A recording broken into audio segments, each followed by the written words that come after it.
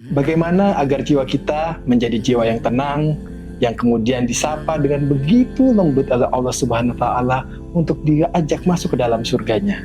Assalamualaikum warahmatullahi wabarakatuh. Perkenalkan, saya Arif Rahman Hakim, sahabat Inner Game untuk para sahabat sekalian yang insya Allah akan membantu para sahabat untuk sama-sama belajar menata ruang jiwa untuk lebih baik dalam 7 menit ke depan.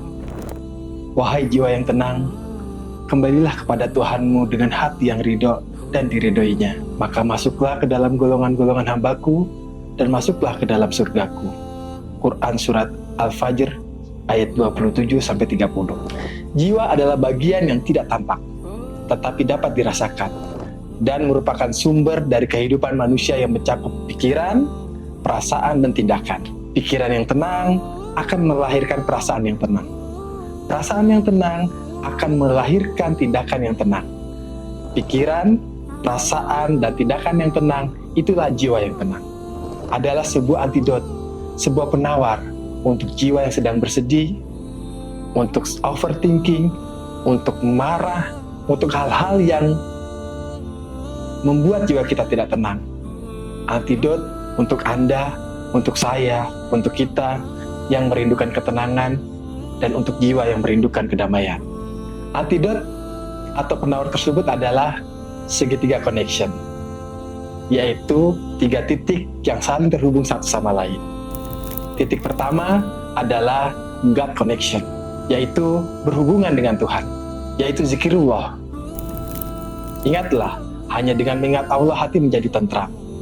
Quran Surat Ar-Ra'd ayat 28. Titik kedua dari segitiga connection, antidot untuk jiwa yang merindukan ketenangan adalah social connection, yaitu dengan berjamaah, berkumpul dengan orang-orang yang positif. Karena apa? Ada keberkahan dalam social connection, ada keberkahan dalam berjamaah. Antidot segitiga untuk jiwa-jiwa yang merindukan ketenangan tadi, yang pertama adalah God connection, social connection, dan yang ketiga adalah self connection. Self connection. Kenapa self connection ini penting para sahabat sekalian? Karena dengan melakukan self connection, kita dapat menguasai dan mengontrol sepenuhnya pikiran dan perasaan kita, sehingga kita dapat memberikan respon terbaik terhadap apa-apa yang sedang kita hadapi. Suatu saat misal ketika ada sebuah kemacetan, dalam kemacetan tersebut mungkin sebagian orang ada yang merasa was-was karena ada jadwal tertentu.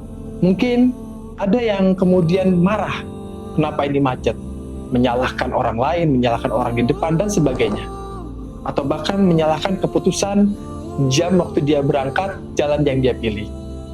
Tapi di sisi lain ada juga orang-orang yang kemudian ketika menghadapi kemacetan memilih untuk bersabar, berzikir, dan jiwanya tetap tenang.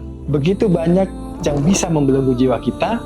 Oleh para ulama dibagi menjadi 3 bagian.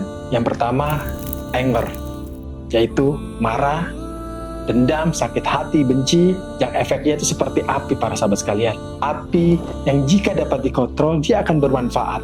Tapi ketika dia tidak dikontrol, dia akan menjadi bencana. Kedua adalah sadness, kesedihan, kecewa, luka batin, depresi. Efeknya melemahkan jiwa dan melemahkan hati, melemaskan tekad kebaikan, membahayakan kemauan untuk berbuat baik, dan disukai, dicintai oleh setan seperti yang disampaikan oleh Imam Ibnu Qayyim. Yang ketiga adalah fearness, ketakutan, kecemasan, khawatir, trauma. Jadi para sahabat sekalian, 3 belenggu jiwa ini yaitu anger, sadness, dan fearness itu harus kita lepaskan. Bagaimana cara melepaskan 3 belenggu jiwa tersebut?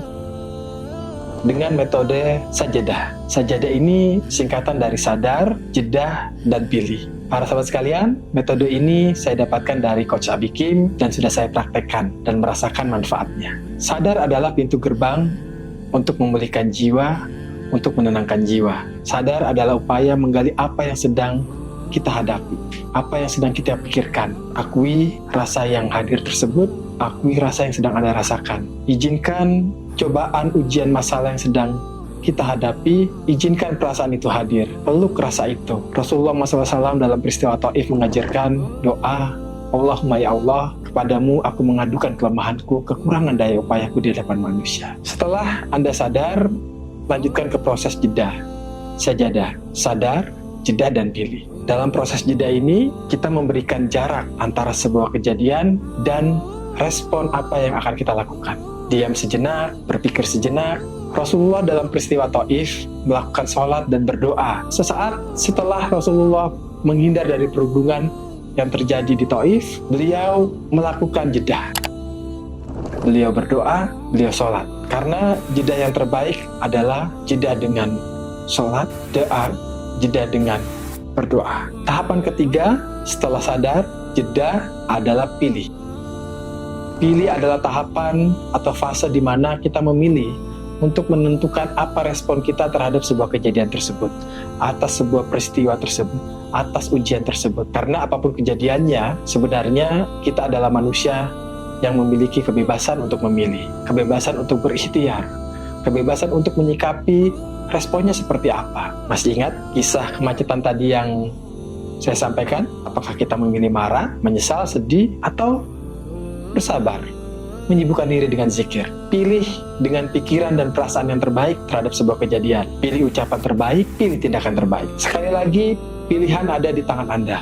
Apakah Anda memilih membawa kejadian tersebut dan menjadikan Anda tidak berdaya, atau Anda memilih untuk semakin kuat? Apakah kejadian yang sedang Anda hadapi itu merubah luka batin Anda menjadi energi positif, atau Anda memilih memendam dan memelihara sakit hati Anda? Apakah Anda memilih melepas dan memaafkan, atau Anda memilih mendendam dan membenci? Apakah Anda memilih menerima dan mencintai takdir, ridho terhadap takdirnya, atau Anda malah mengutuk dan meratapi takdir?